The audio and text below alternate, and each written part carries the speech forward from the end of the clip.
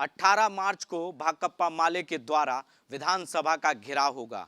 मुद्दा रोजगार और किसान को लेकर होगा, यानी बिहार में सबसे बड़ा मुद्दा किसान को लेकर होगा, जिसको लेकर आज दीपांकर भट्टाचार्य ने प्रेस कॉन्फ्रेंस करके ये जानकारी दी। नमस्कार, मेरा नाम है संजय कुमार और आप देखना शुरू कर चुके हैं 10D न्यूज़।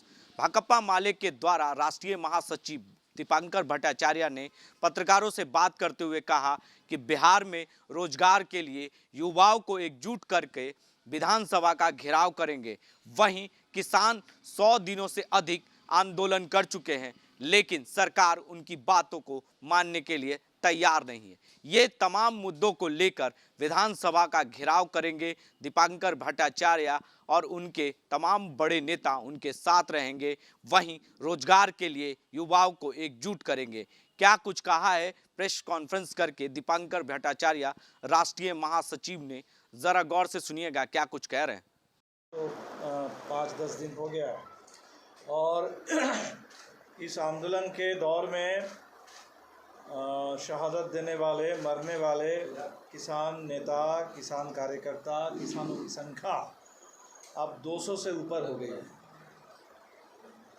तो किसान आंदोलन का जो संदेश है अब पूरे देश में पहुंच गया है और ये आवाज़ हमने देखा कि जो चुनाव होने वाले हैं बंगाल में, असम में, तमिलनाडु, केरल, पौंडीचेरी में, उन चुनाव में भी आवाज़ गूंज रही है।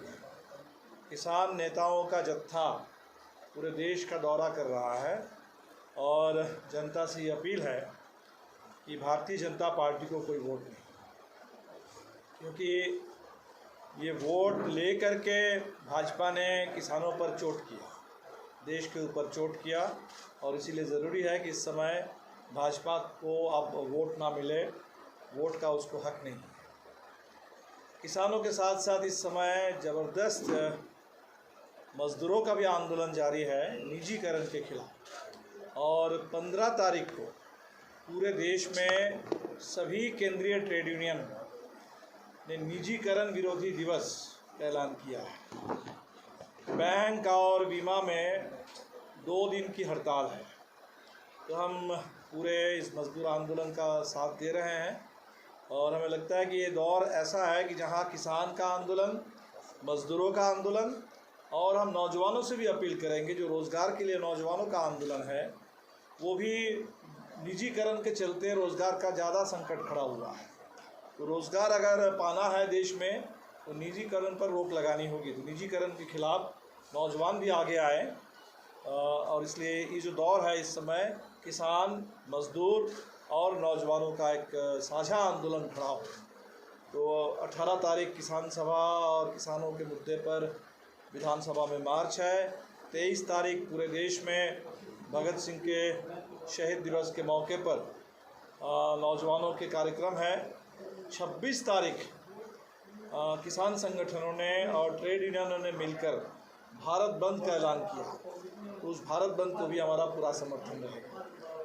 जहाँ तक अभी विधानसभा चुनाव का सवाल है तो हम बंगाल में, असम में और तमिलनाडु और पौंडीचेरी में उम्मीदवार उतार रहे हैं।